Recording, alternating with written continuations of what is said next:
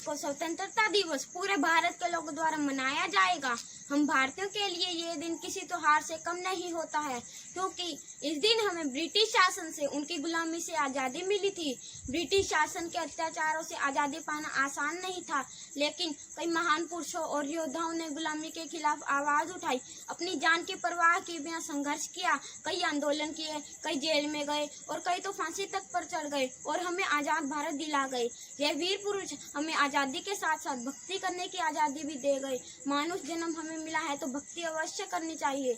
कबीर साहिब जी कहते हैं, मानुष जन्म दुर्लभ है, मिले न बारंबार, जैसे तरवर से पत्ता टूट गिरे फिर न लगे डार। दोस्तों, किसी भी धर्म की जानकारी उस धर्म के शास्त्र से ही होती है। जैसे हिंदू धर्म की जानकारी वेदों और गीता जी से, मुस्लिम धर्म की जानकारी कुरान शरीफ से, ईसाई धर्म की जानकारी बाइबल से, सिख धर्म की जानकारी गुरु ग्रंथ साहिब से। लेकिन आज हम अपने धर्म शास्त्रों को छोड़कर मनमानी भक्ति या अन्य गुरुओं से दीक्षा प्राप्त करके उनके द्वारा बताई गई गलत साधना से दुखी हो रहे हैं।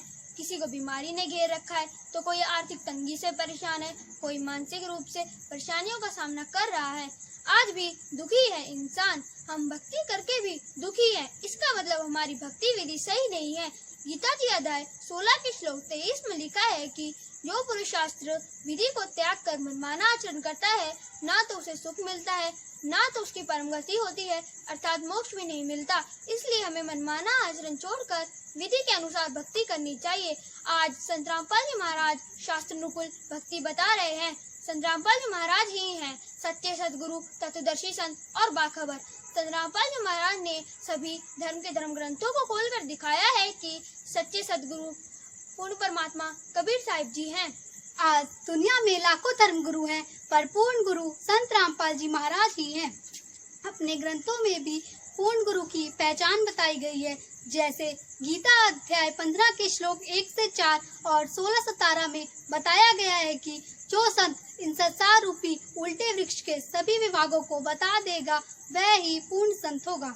इसी तरह गीता अध्याय 4 के श्लोक 34 में गीता बोलने वाला प्रभु कह रहा है कि उस तत्व ज्ञान को समझ करके उस पूर्ण परमात्मा के वास्तविक ज्ञान को जानने वाले संत को दंडवत प्रणाम करने से तत्व ज्ञानी महात्मा तुझसे तत्व ज्ञान का उपदेश करेंगे। इसी तरह पवित्र कुरान शरीफ की सूरत फुरकानी 25 आयत 59 में बताया गया है कि जिसने धरती और आसमान और जो कुछ इसके बीच में है वह 6 दिन में पैदा किया और तख्त पर जा विराजा, वह अल्लाह बड़ा ही रहमान है, तू उसकी खबर किसी बाखबर से पूछ। इसी तरह संत गरीबदास जी ने भी पूर्ण संत की पहचान बताते हुए कहा है कि सदगुरु के लक्षण कहूँ मधुरे वैन विनोद, 4 वेद षट शास्त्र कहे 18 बोध।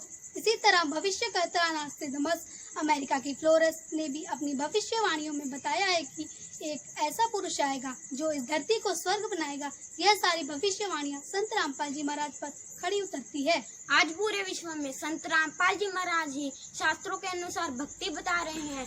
इसलिए हमें बिना वक्त गवाए संत रामपाल जी महाराज जी के बताए ज्ञान को सुनना चाहिए। उनके द्वारा लिखी गई शास्त्र प्रमाणित पुस्तकें ज्ञान गंगा जीने की राह को पढ़ना चाहिए और सही भक्ति विधि को अपनाकर अपना जीवन सफल बनाना चाहिए। वीर पुरुषों ने भारत को आजाद करवाने में बहुत संघर्ष किया था। आज संत रामपाल जी महाराज विश्व के कल्याण के लिए बहुत संघर्ष कर रहे हैं।